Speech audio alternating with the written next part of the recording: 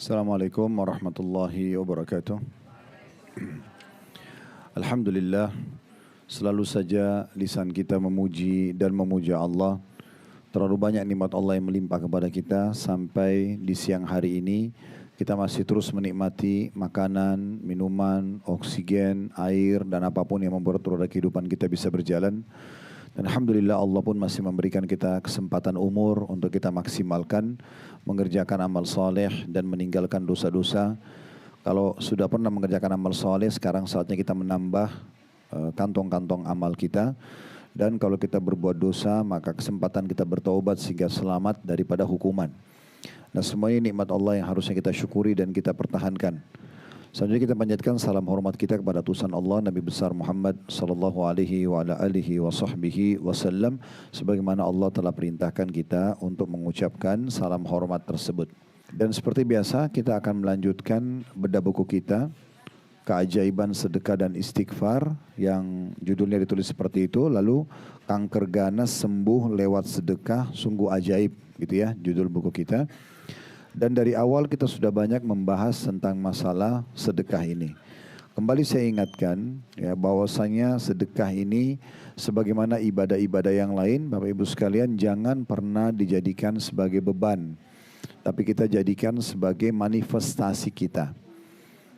Selama kita jadikan beban, misalnya puasa Senin Kamis, selama kita jadikan beban, kita tidak akan puasa. Atau umroh dan haji, ataupun sedekah misalnya. Tapi kita harus balik bahwasanya ini manfaatnya buat diri kita sendiri. Kita melaksanakan perintah Allah sehingga ada pahalanya, nanti ada balasan derajat yang tinggi di surga.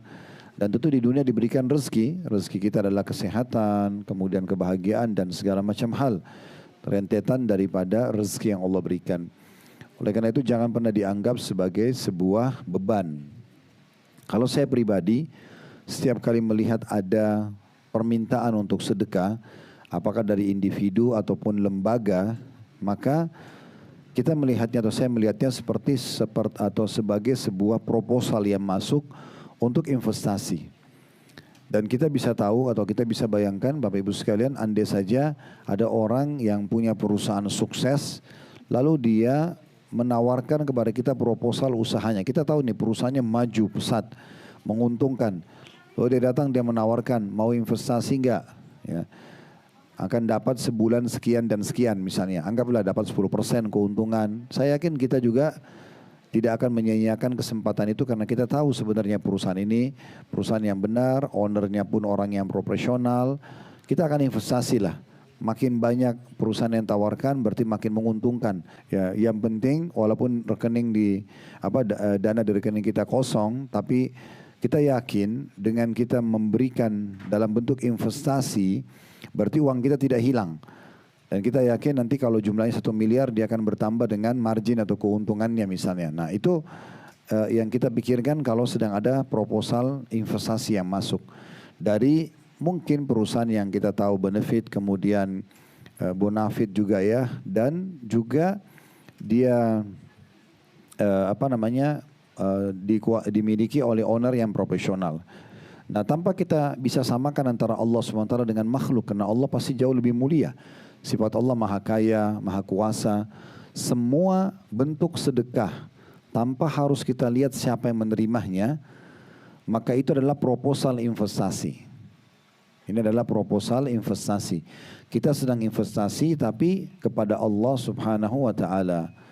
Dan kita yakin tentunya kalau Allah Subhanahu wa taala jauh lebih mulia daripada manusia dan maha benar dengan janjinya. Makanya sudah kita baca banyak sekali ayat-ayat Al-Quran dalam surah Al-Baqarah. Saya ingatkan kembali Al-Baqarah surah nomor 2 ayat 261 sampai 274. Belasan ayat berbicara tentang masalah sedekah. Dan di antaranya di situ dijelaskan kalau sedekah itu akan tidak akan mengurangi harta dan juga pasti akan mendatangkan banyak keuntungan. Banyak keuntungan. Jadi tidak perlu kita melihat siapa yang menerima, tapi kesempatan investasinya. Dalam bahasa agama kita sedekahnya di jalan Allah, berarti kita investasi kepada Allah, pemilik alam semesta ini, dan sangat menguntungkan buat kita. Kalau Bapak Ibu jalan dengan apa yang saya bahasakan tadi, kita menganggap sedekah itu adalah sebuah proposal investasi dan akan mendatangkan manifestasi kita, keuntungan buat kita, maka kita tidak akan benar ragu. Bahkan kalau perlu, kita akan mencari kantong-kantong sedekah itu. Kita akan cari kesempatan-kesempatan investasi kepada Sang Pencipta Allah. Nah, ini yang kita bahasakan tentang sedekah. Jadi tinggal bagaimana kita memperbaiki persepsi kita saja, mengubah itu ya. Juga pernah kita jelaskan Bapak Ibu sekalian, saya ingatkan kembali. Kalau kita sudah paham poin pertama tadi yang saya jelaskan, maka kita akan memunculkan dalam diri kita sesudahnya itu rasa membutuhkan sedekah itu dibandingkan penerimanya. Ya, dan ini sudah pernah kita jelaskan tentunya kalau yang pegang bukunya ada penjelasan para ulama salaf ya. Dalam statement yang menarik sekali tentang masalah sedekah ini, itu ada di halaman 7. Kalau yang pegang bukunya ya, di halaman 7. Saya ingatkan kembali, sebenarnya sudah pernah kita baca, tapi perlu kita renung-renungi kembali ya. Saya pun setiap kali mengulangi statement-statement ini, saya sangat tertarik. Selalu termotivasi lagi buat memperbanyak sedekah. Bukan lagi cuma sedekah gitu ya. Situ ada perkataan Al-Laits ibn Sa'ad.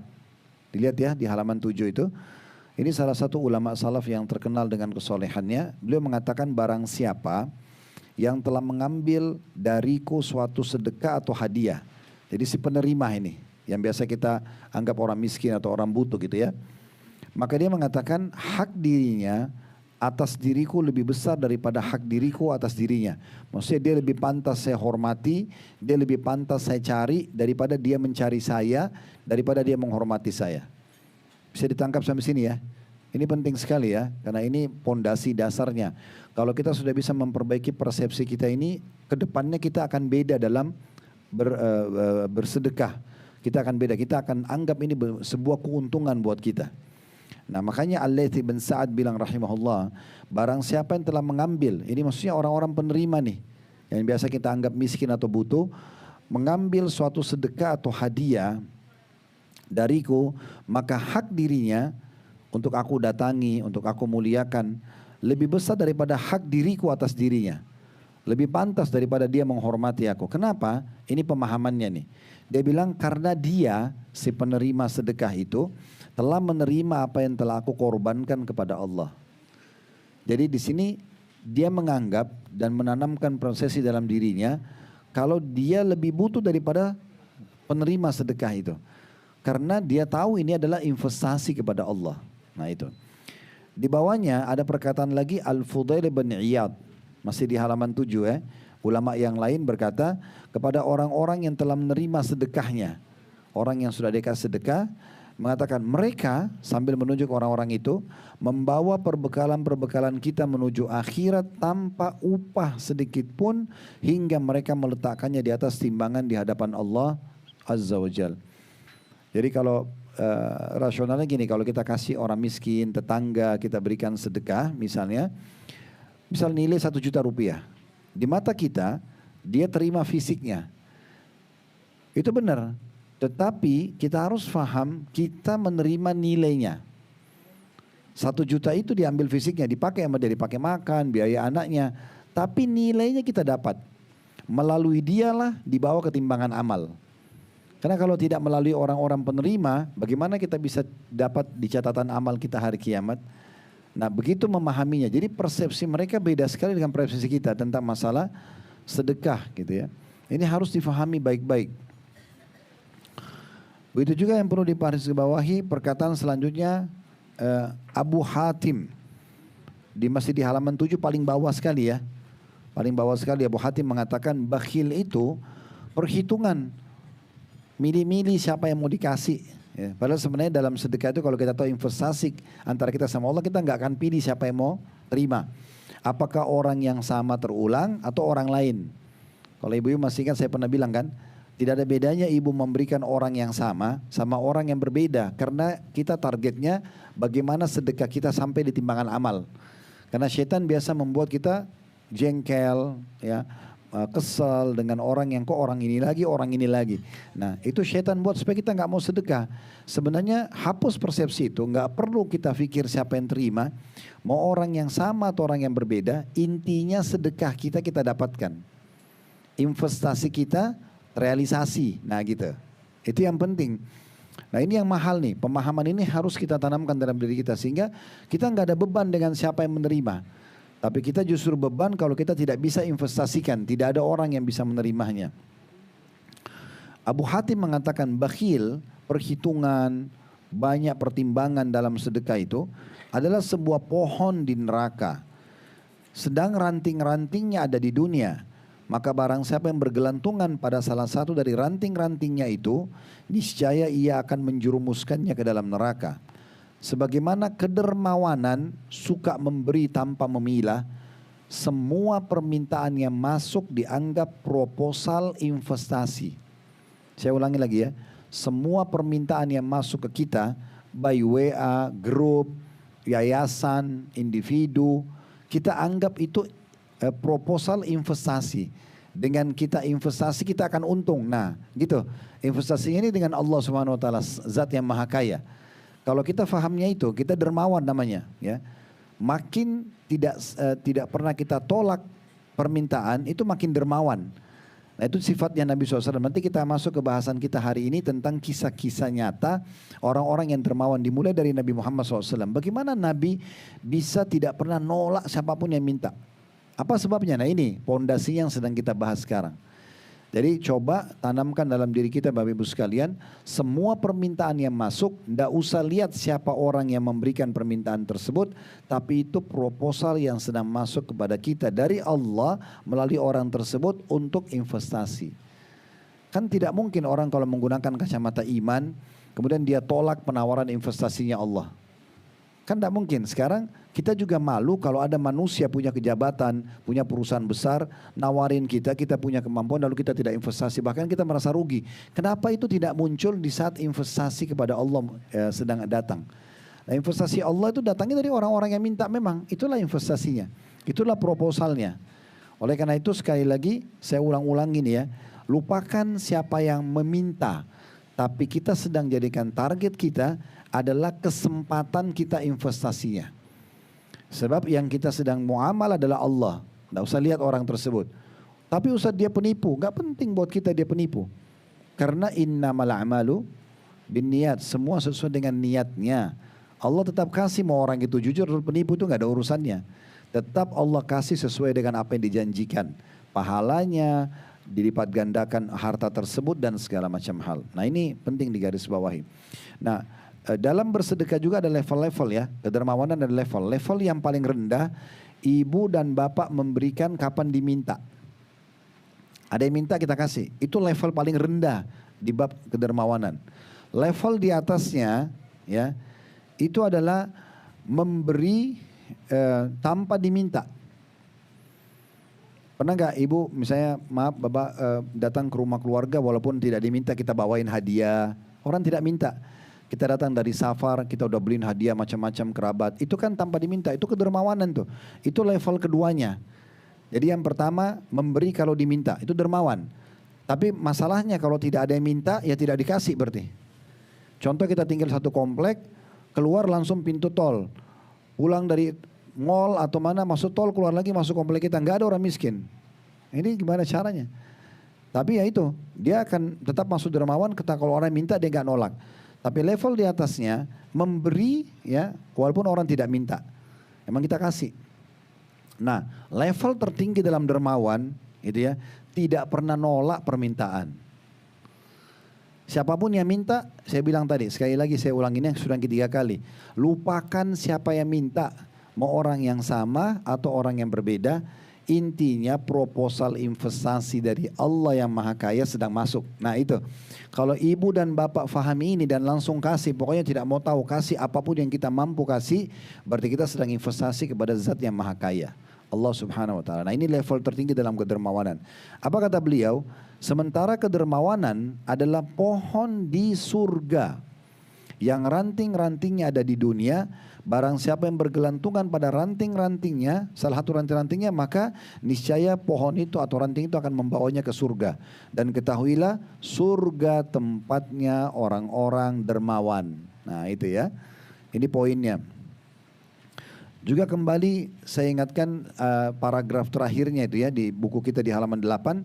Kata penulis, apabila salah seorang dari orang-orang soleh didatangi oleh seseorang fakir seraya meminta sedekah kepada mereka, maka orang-orang soleh sebelum kita bilang begini kepada orang-orang fakir tersebut, selamat datang wahai orang-orang yang hadir untuk membawakan perbekalan kami kepada Rob kami.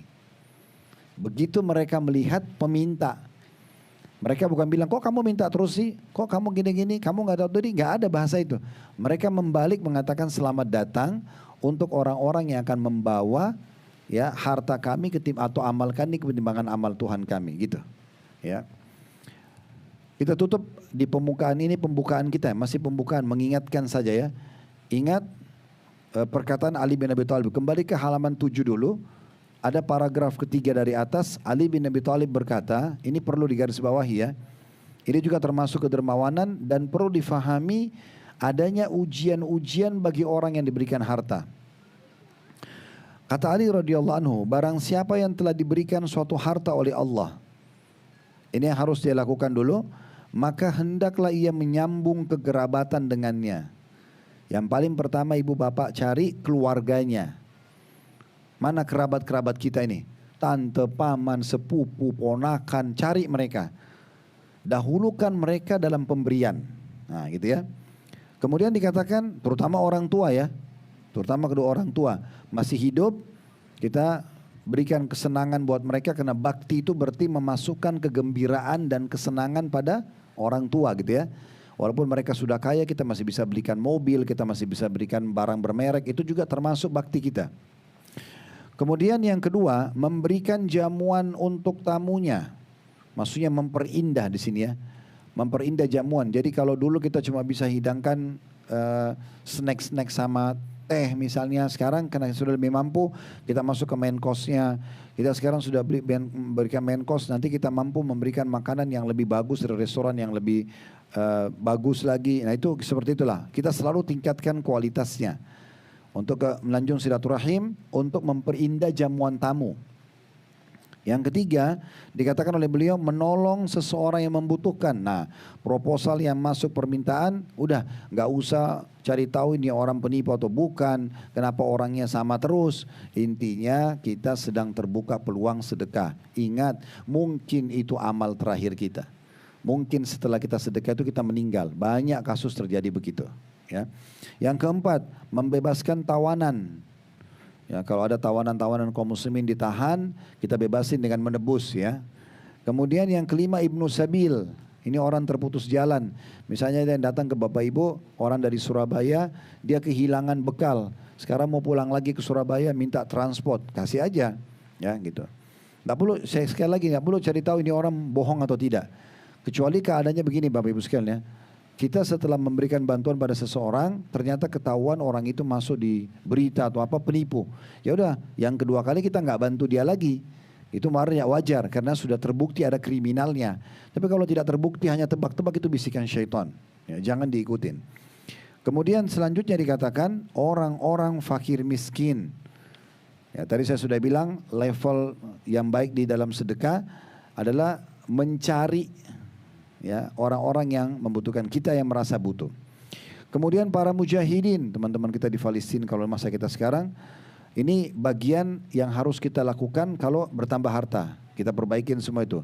Terus sisi lainnya, dan dia bersabar atas musibah yang menimpa hartanya. Ada ujiannya. Kita investasi di manusia, dia nipu. Orang utang, kita pemilik piutang nggak dibayar-bayar. Itu ada ujiannya memang. Jadi bersabar di situ. Apa kata Ali? Karena dengan perkara-perkara semua itu, dia akan memperoleh kemuliaan dunia dan akhirat. Nah ini poin penting dalam masalah sedekah itu. Ya, ini saya cuma ingatkan kembali, ini sudah sering kita bahasakan, cuman saya ingatkan kembali karena ini perlu diulang-ulangin. Mengubah sebuah persepsi yang sudah tahunan berjalan ini tidak mudah. Oleh karena itu kami sampaikan supaya terulang, ya, supaya juga diingat. Jadi sekali lagi Bapak Ibu sekalian, jangan pernah menganggap sedekah sebuah beban. Dia adalah sebuah investasi yang mahal karena investasinya kepada Sang Pencipta Allah. Tidak usah melihat siapa yang meminta, orang yang sama atau terulang, tidak penting buat kita karena yang penting kita bisa sedekah. Tadi sudah kita bacakan bagaimana para salaf bahkan mengatakan selamat datang pada orang-orang yang minta, kepada orang yang akan membawa amal kami ketimbangan amal tanpa diupah misalnya dan seterusnya. Ya. Sekarang kita masuk ke bahasan kita ke halaman 27. Tadi itu cuma mengingatkan ya, di halaman 7 dan 8. Sekarang kita masuk ke halaman 27, beberapa contoh riwayat tentang para pemberi sedekah dan infak. Kita bisa belajar dari orang-orang terdahulu kita, tentu dimulai dari manusia paling mulia, Nabi Muhammad SAW dalam sedekah. Itu yang poin pertamanya. Ibnu Abbas berkata radhiyallahu anhuma, karena Rasulullah SAW ajwadan nas wa kana ajwada ma yakunu fi Ramadan hina yalqahu Jibril wa kana yalqahu fi kulli laylatin min Ramadan fayudarisuhu al-Quran fala Rasulullah SAW ajwadu bil khairi min rihil mursala. Rasulullah SAW adalah manusia yang paling dermawan, bukan cuma dermawan, paling dermawan. Orang dermawannya sudah bagus, ini paling dermawan maksudnya sudah sulit orang menyainginya. Dan beliau lebih dermawan lagi kalau bulan Ramadan. Tambah luar biasa cintanya dengan sedekah di bulan Ramadan. Di saat bertemu dengan Jibril AS, di mana Jibril AS bertemu beliau pada setiap malam di bulan Ramadan. Lalu Jibril mengajarkan Al-Quran pada beliau. Dan ketahuilah kata Ibnu Abbas, beliau menceritakan tentang bagaimana dermawannya Nabi. Sungguh Rasulullah SAW lebih dermawan dengan kebaikan daripada angin yang berhembus. Kita tahu angin berhembus cepat sekali. Nah, Nabi lebih cepat dari itu. Di sini maknanya tidak pernah nolak dan langsung eksekusi. Udah ada yang minta kasih, ada yang minta kasih. Begitu aja terus. Tadi saya sudah bilang poinnya tidak melihat siapa yang menerima, tapi bagaimana kesempatan investasi sedekahnya kita dapatkan. Nah begitu. Jabir meriwayatkan, itu ada footnote nomor 1 ya, diriwayatkan oleh Bukhari dan juga Muslim. Di bawahnya ada Jabir radhiyallahu anhu berkata, "Masu'ila Rasulullah sallallahu alaihi wasallam syai'an qattun faqala la." Nah, ini level dermawan yang paling tinggi. Masih ingat tadi ya, kalau yang paling rendah diminta baru kasih. Level yang keduanya memberi tanpa diminta. Level ketiga enggak pernah nolak ya. Siapapun yang minta, ini paling tinggi. Nah ini dikatakan, perhatikan Nabi sampai pada level ini. Kata sahabat Jabir radhiyallahu anhu, "Masu'ila Rasulullah sallallahu alaihi wasallam syai'an qattun faqala la." Rasulullah SAW tidak pernah sama sekali, satu kali pun maksudnya ya, diminta suatu dalam kurung harta, lalu beliau mengatakan tidak. Semuanya iya. Iya aja, iya gitu. Nanti Allah yang mudahkan bagaimana dia memberikan gitu. Tentu sesuai dengan kemampuan. Ini diriwayatkan oleh Imam Muslim atau Bukhari Muslim. Riwayat di bawahnya, riwayat yang ketiga, Anas sahabat Nabi radhiyallahu anhu berkata, "Masu'ila Rasulullah sallallahu alaihi wasallam 'ala al-islami syai'an illa a'tah, wa laqad ja'ahu rajulun fa'atahu ghanaman baina jamalaini faraja ila qaum faqala ya qaum aslimu fa inna Muhammadan yu'ti ata'an la yakhshal faqr." Tidaklah Rasulullah SAW dimintai sesuatu atas keislaman, melainkan beliau akan memberikannya. Sungguh seseorang telah datang kepada beliau, lalu beliau memberikan kepadanya domba yang berada di antara dua gunung. Kemudian orang tersebut kembali kepada kaumnya seraya bertanya atau seraya berkata, "Wahai kaumku, masuklah kalian ke dalam Islam karena Muhammad itu memberikan pemberian dalam keadaan tidak akan pernah takut kemiskinan." Saya sedikit cerita riwayat ini dulu. Waktu Nabi SAW selesai perang Hunain namanya. Pernah dengar perang Hunain ya? Jadi setelah pembebasan kota Mekah, Bapak Ibu sekalian, kan perang Nabi itu ada Badar, tahun 2 Hijriah, ada Uhud, tahun 3 Hijriah, kemudian ada Khandak, tahun 5 Hijriah, ada Khaybar, ya tahun 6 Hijriah. Terus berikut ada perang Bani Mustaliq, ya. Ada tentu perang-perang banyak. Nah di antaranya adalah setelah pembebasan kota Mekah ada perang Hunain namanya, lembah. Kalau yang pernah ke Mekah terus kemudian niat umroh lagi, pernah datang ke wilayah namanya Ji'rana? Pernah ada yang dengar? Nah itu 30 kilo dari Masjid Haram ya. Biasanya orang kalau city tour, terus ada yang mau umroh lagi, biasanya busnya ke sana. Nah, Ji'rana itu di dekat lembah Hunain. Lembah ya, dulu situ pernah terjadi peperangan di masa Nabi. Nah, ini peperangan termasuk peperangan yang paling banyak ghanimahnya. Paling banyak harta rampasan perangnya, paling banyak. Ya, banyak sekali pokoknya melimpah. Waktu itu Nabi SAW bagi-bagi. Nah, saking dermawannya Nabi sampai ada orang kafir datang dan berkata begini, wahai Muhammad, saya dengar kalau kamu orangnya dermawan. Saya lihat banyak sekali domba, jadi termasuk harta rampasan domba. Dia bilang tolong berikan saya 1 ekor domba. Orang ini non muslim minta 1 ekor domba. Maka Nabi tunjuk ada 1 lembah di antara 2 gunung. Bapak Ibu sekalian, entah sudah berapa banyak jumlah dombanya di situ. Kalau di lembah itu biasanya penuh banyak, bisa ratusan atau bahkan ribuan ekor. Kata Nabi SAW, kamu lihat domba-domba itu sama orang ini ya, 1 orang ini. Maka dia bilang iya. Kata Nabi SAW, ambil itu, semua buat kamu. Semuanya, bukan 1 ekor, 2 ekor nih. Orang ini cuma minta 1 ekor. Pernah gak Bapak Ibu sekalian ada orang datang minta 1 juta, kita kasih 100 juta. Itu kan sampai ke level ini memang butuh terapi ya. Mungkin kita tadinya hanya sering kasih kalau orang minta. Sekarang kita coba belajar up diri kita, di-upgrade kepada berikan sebelum orang minta. Up lagi nanti kalau sudah bisa usahakan pertahankan di level kita selalu tidak pernah menolak orang yang minta. Itu yang Nabi lakukan. Dan Nabi SAW kalau beri itu tidak nanggung-nanggung. Ada orang kalau minta sesuatu kita kasih sesuai dengan kebutuhannya. Ada orang kita beri tapi kita beri lebih daripada kebutuhannya. Misal dia butuh 1 juta, ternyata kita cari tahu rumahnya di mana. Oh ternyata anaknya sakit, kita bayar rumah sakitnya, rumahnya kita renovasi. Nah ini orang yang luar biasa ini kebaikannya gitu ya. Jadi orang itu sampai sudah tidak tahu mau ngomong apa lagi. Nah itu karena kebaikannya. Nah itu Nabi SAW melakukan itu. Nabi bilang, lihat lembah itu, iya ambil semua domba itu. Dalam buku-buku sejarah disebutkan, di situ antara Nabi sama lembah itu banyak prajurit-prajurit Nabi dari sahabat. Masih pakai pedang, baru perang ini. Pegang busur panah. Orang ini jalan ke lembah itu sambil ketakutan. Nggak masuk di akal dia. Saya cuma minta 1 ekor domba, dikasih 1 lembah. Dia yakin dia akan ditahan oleh prajurit-prajurit Nabi. Tapi dia ceritakan, anehnya waktu Muhammad mengatakan ambillah domba di lembah itu semuanya buat kamu. Dia bilang sahabat-sahabat Muhammad minggir memberikan jalan. Saya pun jalan lalu saya mengambil semuanya tanpa ada 1 orang pun menahanku. Setelah itu dia sampai ke kaumnya, 1 suku dia bilang, hai kaumku, masuk Islam.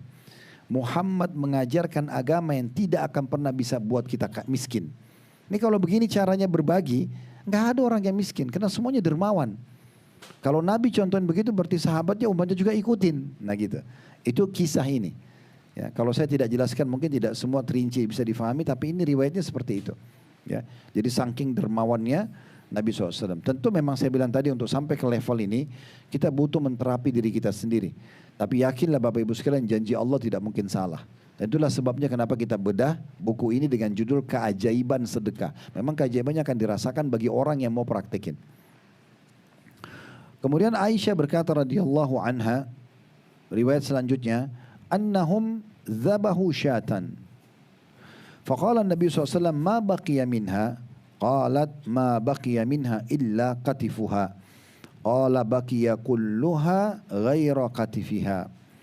Bahwa para sahabat sempat menyembelih seekor domba. Lalu Nabi SAW bertanya, adakah sisa dari domba itu? Aisyah berkata, tidaklah tersisa kecuali hanya pundaknya saja. Karena yang lain sudah pada dimakan-makanin. Jadi 1 ekor domba ini sisa pundaknya saja. Nabi bersabda, jawablah, tersisa semuanya kecuali pundaknya. Maksudnya apa? Sekarang domba disembelih, lalu kemudian kita makan nih. Ternyata 1 ekor domba itu sisa pundaknya yang belum dimakan. Nabi datang tanya, bagaimana domba tadi? Oh semuanya sudah habis, maksudnya dimakan, tersisa pundaknya saja. Nabi bilang balik sekarang, semuanya sisa kecuali pundaknya. Faham maksudnya? Jadi yang kalian makan itu sebenarnya habis. Ya. Itu semua berpahala, itu ada. Justru yang masih sisa itu memang pundaknya. Jadi memang yang disedekahkan justru ada nilainya. Justru ada nilainya.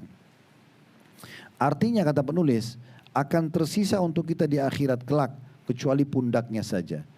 Apa yang sudah dimakan itu akan berbentuk sedekah, ya, yang akan nanti kita panen pahala, sementara pundaknya yang belum dibagi itu masih belum ada pahalanya. Dikeluarkan oleh Ibnu Jarir, selanjutnya bagian-bagian buku kita sekarang di halaman 29.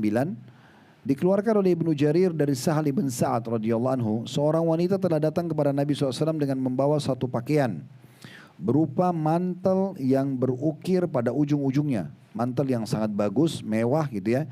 Lalu wanita itu berkata, wahai Rasulullah, saya datang kepada anda untuk memberikan ini untuk anda. Jadi ibu ini menghadiahkan buat Nabi mantel yang bagus. Tepatnya waktu itu disilakan mantel itu kalau musim dingin. Kayak jubah dipakai, terus ada ukirannya, ini biasanya mahal. Lalu Rasulullah SAW mengambilnya, di mana beliau memang sangat membutuhkannya hingga beliau memakainya. Kemudian mantel itu dilihat oleh seseorang dari para sahabat beliau waktu Nabi masuk ke masjid, seraya berkata, wahai Rasulullah, betapa indahnya mantel tersebut, maka berikanlah mantel itu kepadaku. Beliau pun mengatakan iya. Dan ketika Rasulullah SAW beranjak untuk memberikannya, para sahabat yang lain mencela orang yang minta tadi, seraya mereka berkata, engkau tidak bersikap baik ketika melihat Rasulullah SAW mengambil mantel itu dari wanita karena membutuhkannya, lalu engkau memintanya, padahal engkau tahu bahwa tidaklah beliau itu dimintai, melainkan pasti beliau memberikan, sehingga tidak mungkin menolaknya. Maka orang tadi berkata, demi Allah, tidaklah ada faktor yang mendorong saya melakukan itu, melainkan karena saya berharap keberkahannya ketika telah dipakai oleh Rasulullah SAW, dan saya berharap agar saya dikafani dengan mantel tersebut. Nah, riwayat ini menyebutkan lagi tentang kedermawanan Nabi.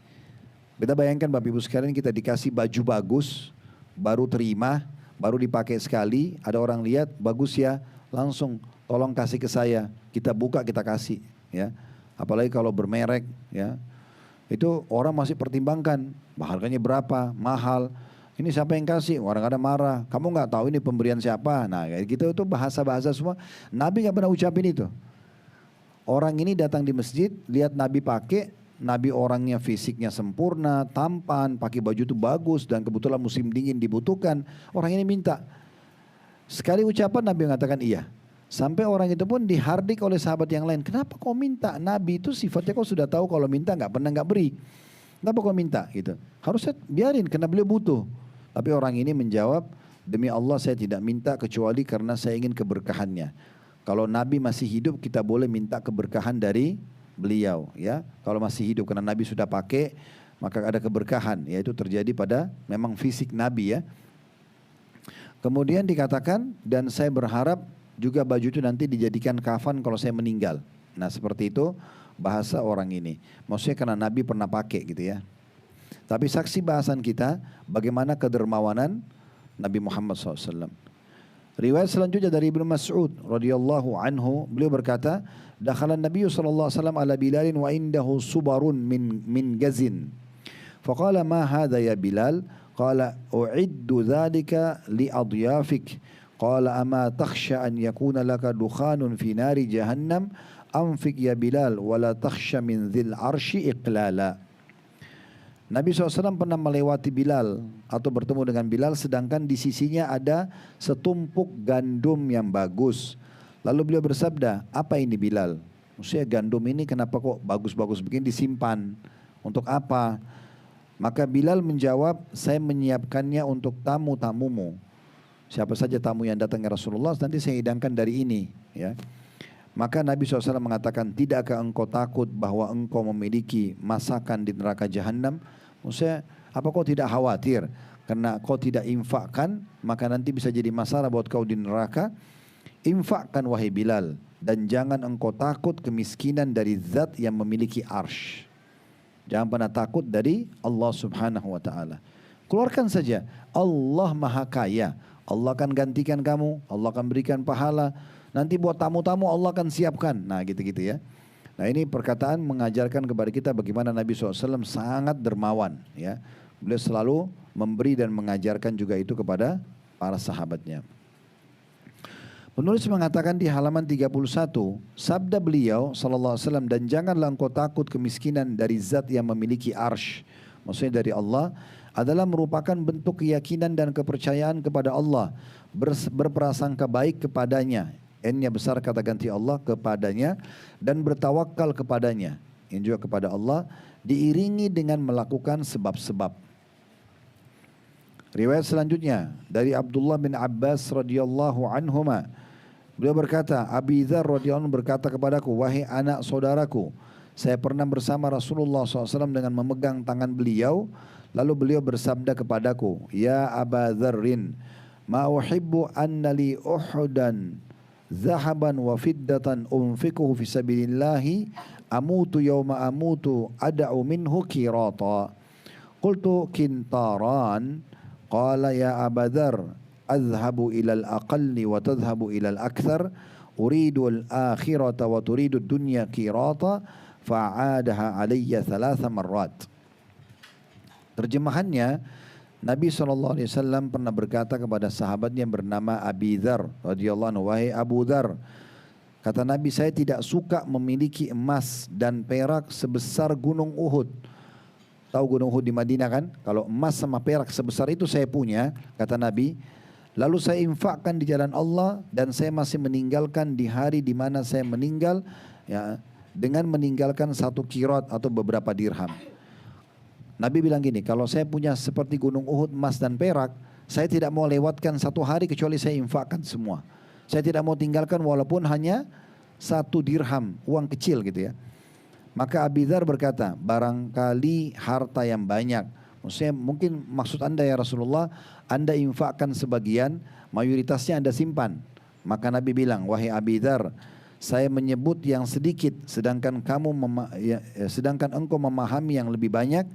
Saya menghendaki akhirat, sedangkan engkau menghendaki dunia. Yang saya maksud memang adalah 1 kirot. Maksudnya, kalaupun harus tertinggal, hanya sebagian kecil dari emas dan perak yang seperti Uhud itu. Lalu beliau SAW mengulanginya sebanyak 3 kali. Diriwayatkan oleh At-Tabarani. Jadi Nabi SAW sini memotivasi sahabat yang namanya Abi Dzar. Kalau saya, wahai Abi Dzar, Nabi bilang begitu ya, kalau saya punya emas dan perak seperti Uhud, saya tidak lewatkan hari itu kecuali saya infakkan. Dan tidak tertinggal kecuali 1 kirot, kecil sekali. Lalu Abi Dzar bilang, mungkin anda maksud ya Rasulullah, anda infakkan sebagian kecil, yang banyaknya anda simpan untuk kebutuhan anda. Nabi bilang, saya tinggalkan sedikit, lalu kau bilang sebut banyak. Saya ingin akhirat, kamu ingin dunia, gitu kan? Nah itu Nabi berarti kan memberikan pelajaran penting di sini. Tidak usah khawatir dari pemilik singgasanah yang agung, Allah Subhanahu Wa Taala. Allah itu melihat, mengetahui niat ibu dan bapak, mengetahui apa yang kita keluarkan, dan tidak usah khawatir. Allah menyebutkan dalam surah Saba, ini sudah pernah kita sebutkan dan saya ulangi lagi. Di buku kita tidak disebutkan di dalam kisah ini ya. Tapi anda bisa lihat surah Saba, surah nomor 34 ayat 39. Itu patokannya ya. Surah nomor 34 ayat 39. Kalau dibuka di aplikasi Al-Quran di handphone Bapak Ibu, ada potongan ayat di 39 Saba itu. Wa ma anfaqtum min syai'in fahuwa yukhlifu. Semua yang kalian infakkan di jalan Allah, pasti dia ganti. Nah ini harus diikuti dengan keyakinan. Tidak usah khawatir, keluarkan saja. Ya, yakinlah kepada Allah Subhanahu Wa Taala. Karena memang pondasi agama kita keyakinan. Pondasi agama kita keyakinan. Baik, saya akan tambahkan kisah Abu Bakar radhiyallahu anhu. Nanti kalau ada pertanyaan setelah ini silakan tentunya. Abu Bakar adalah orang yang terbaik setelah Rasulullah sallallahu alaihi wasallam ya. Hampir disepakati oleh ulama ahli sunnah wal jamaah, manusia terbaik setelah para nabi-nabi adalah Abu Bakar. Dan kata Nabi SAW, Abu Bakar dan Umar adalah pemimpin orang dewasa di surga. Dan juga Nabi SAW pernah bilang, kalau ditimbang imannya Abu Bakar di 1 timbangan, dan semua umat ini ditimbang imannya di timbangan sebelah, imannya Abu Bakar lebih kuat. Abu Bakar ini orang yang luar biasa, wajar jadikan sebagai suri tauladan. Selain sahabat Nabi juga mertua Nabi. Dan dia termasuk orang pertama dari 10 orang dijamin masuk surga. Nah, Abu Bakar ini juga orang yang sangat dermawan, suka sekali bersedekah. Umar bin Khattab berkata, Amarana Rasulullah sallallahu alaihi wasallam an natasaddaqa fawafaqa dzalika indi malan. Fakultul yawma asbiku Aba Bakrin in sabaktuhu yawman faji'tu binisfi mali faqala Rasulullah sallallahu alaihi wasallam ma abqaita li ahlik qultu maaf abqaitu lahum dalam kurung an-nisfa mithlahu wa ata Abu Bakrin bikulli ma indah faqala ya Aba Bakar ma abqaita li ahlik faqala abqaitu lahumullaha wa rasulah qultu wallahi la asbikuhu ila syai'in abada. Jadi sebelum saya baca terjemahannya Bapak Ibu sekalian, memang di kalangan sahabat ini persaingan mereka itu adalah bagaimana lebih baik ibadahnya dari temannya. Bukan riya ya. Jadi kalau temannya lebih baik sholat malamnya, dia berusaha mengejar sama atau lebih baik. Ada temannya sahabat yang lain lebih rajin sedekah, dia berusaha lebih baik sedekahnya. Nah selalu begitu. Itu yang dijadikan persaingan mereka. Tidak ada urusannya dengan dunia, bukan persaing tas, baju, jabatan, nggak ada. Urusannya adalah akhirat, ibadah. Nah Umar ini selalu kalau Nabi perintahkan sesuatu, dia setiap datang ke Nabi, misalnya mau berinfak, pasti Abu Bakar sudah ada. Nabi sampaikan kerjakan ini, Abu Bakar sudah lebih dulu kerjakan. Jadi Umar ini merasa belum pernah bisa menyaingi Abu Bakar. Nah kejadian riwayat ini, Umar pernah dapat satu peluang di mana dia bisa menyaingi Abu Bakar. Bukan untuk riya, tapi untuk memotivasi dirinya supaya dia lebih baik atau minimal menyamai Abu Bakar. Maka dia bilang begini, satu hari Rasulullah SAW memerintahkan kami untuk sedekah. Maka hal itu sangat bertepatan sekali dengan waktu saya memiliki harta. Lalu saya bergumam, berbicara dalam dirinya sendiri, hari ini saya pasti akan mengungguli Abu Bakar apabila saya mendahulunya pada hari tersebut. Hari ini saya cepat buru-buru datang ke Nabi supaya saya lebih dulu Abu Bakar, ya, mau sedekah. Maka saya pun menginfakkan setengah dari hartaku. Memang Abu Bakar belum datang waktu itu. Pertama kali Umar temukan Abu Bakar didahului oleh Umar, gitu kan. Lalu dia bilang, ya saya menginfakkan setengah hartaku, ya. Maka Rasulullah SAW mengatakan kepadaku, kepada Umar, apa yang engkau sisakan untuk keluargamu? Sekarang kau infakkan setengah ini. Yang kau sisakan apa? Kata Umar, saya telah menyisakan buat mereka semisal harta ini. Saya bagi dua. Misalnya punya 10 miliar, 5 miliar, 5 miliar. 1 miliar, 500 juta, 500 juta. Setengahnya diinfakkan. Ini aja sudah luar biasa ya. Bisa menginfakkan dalam satu peluang investasi sedekah ini langsung setengah harta. Maka kemudian Abu Bakar datang dan menginfakkan seluruh hartanya. Lalu Rasulullah SAW bersabda kepada Abu Bakar, wahai Abu Bakar, apa yang kau tinggalkan buat keluargamu? Maka dia menjawab, saya telah menyisakan Allah dan Rasulnya buat mereka.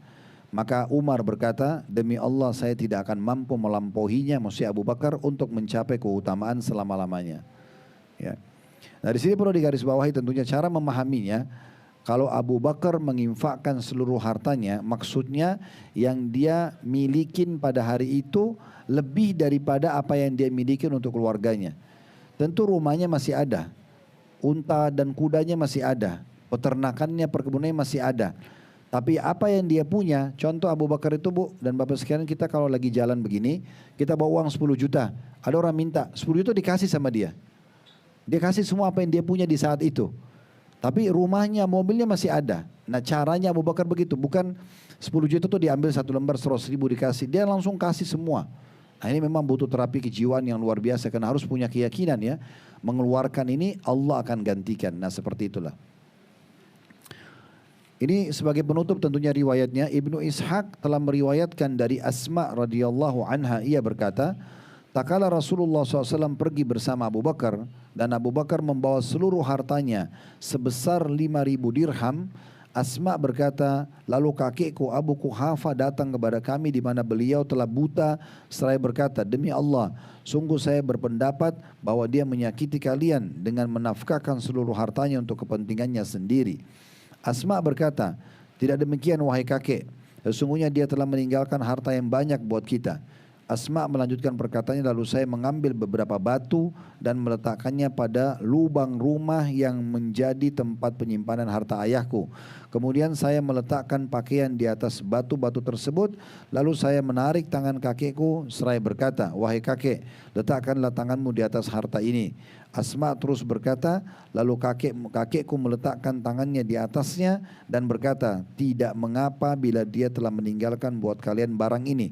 Sesungguhnya dia telah berbuat baik dan hal ini adalah kelanjutan hidup kalian. Demi Allah tidaklah ayahku meninggalkan apapun buat kami, tapi akan tetapi tindakanku itu hanyalah untuk menenangkan kakekku saja. Nah, riwayat panjang ini begini ceritanya. Ya, saya tadi baca dulu baru saya jelaskan. Waktu Nabi Muhammad SAW mau hijrah ke Madinah, kan lagi dimusuhi, satu Mekah memusuhi Nabi, ya kecuali orang-orang berimannya. Di Mekah itu dakwah Bapak Ibu sekalian 13 tahun. 13 tahun ini saking diisolasinya umat Islam, itu sampai yang masuk Islam sekitar 153 orang saja. 83-nya hijrah ke Ethiopia menyelamatkan imannya karena di Mekah disiksa, 70 orang tinggal bersama Nabi di Mekah. Jadi bayangkan saking susahnya, setiap orang tanya Islam digebukin. Kalau ada orang Islam di pinggir jalan-jalan, misalnya waktu itu kita hidup di fase Mekah, kita digebukin, harta kita diambil, nggak kena hukum, boleh. Walaupun kita sampai dibunuh nggak masalah. Seperti itu keadaannya. Jadi umat Islam itu terganggu sekali pada saat itu. Makanya Nabi diperintahkan oleh Allah setelah 13 tahun hijrah ke Madinah. Baru terbentuklah kekuatan di Madinah, kemudian terbentuk militer, ekonomi dan segala macam, baru kemudian Nabi kembali menyerang Mekah pada saat itu. Nah, ringkas cerita, waktu Nabi SAW mau hijrah ke Madinah, beliau ditemani oleh Abu Bakar. Maka Abu Bakar membawa seluruh hartanya ke hijrah bersama Nabi. Waktu itu ayahnya Abu Bakar namanya Abu Quhafa masih hidup, tapi dalam keadaan kafir, matanya buta kebetulan. Lalu dia dengar kalau Abu Bakar ini cinta sekali sama Islam dan Nabi Muhammad, maka hartanya semua diinfakkan untuk Islam. Lalu dia datang kepada cucu-cucunya, anak Abu Bakar. Abu Quhafa ini ayahnya Abu Bakar datang kepada anak Abu Bakar, diantaranya Asma. Dia mengatakan, sungguh dia telah berbuat buruk kepada kalian. Kenapa dia tidak tinggalkan harta buat kalian? Maka Asma bilang, saya pun tahu kalau kakek saya buta, saya sengaja mengambil batu-batu, saya taruh di tempat penyimpanan harta ayah saya Abu Bakar, lalu saya tutup dengan kain. Dan saya ambil tangan kakek saya mengatakan, peganglah ini kakek, ayahku meninggalkan yang cukup, gitu ya. Maka karena dia buta, dia cuma raba, dalam kondisi dia kafir, dia mengatakan, oh kalau ini ditinggalkan maka sudah cukup buat kalian. Dia telah melakukan kebaikan. Kata Asma, demi Allah ayahku tidak tinggalkan pada saat itu, karena semua dibawa hijrah. Walaupun rumah masih ada ya, tunggangan masih ada. Kalau kita sekarang masih ada mobil, masih ada rumah. Tapi apa yang dipunyain hari itu diinfakkan semua. Nah seperti itulah. Ini contoh kedermawanan Abu Bakar. Dan tentu nanti kita akan lanjutkan dengan banyak sekali kisah kedermawanan Utsman bin Affan, kedermawanan Abdullah bin Umar, kedermawanan Aisyah, dan banyak tokoh-tokoh kita yang akan kita jelaskan insya Allah. Sampai sini dulu. Semoga Allah Subhanahu wa taala catatkan sebagai tambahan pahala.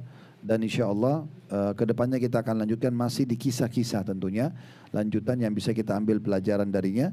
Kalau ada benar dari Allah silakan diambil dan diamalkan. Kalau ada salah dari kami tentunya dimaafkan. Dan saya istighfar kepada Allah Subhanahu wa taala. Subhanakallahumma bihamdika asyhadu an la ilaha illa anta astaghfiruka wa atubu ilaik. Wassalamualaikum warahmatullahi wabarakatuh.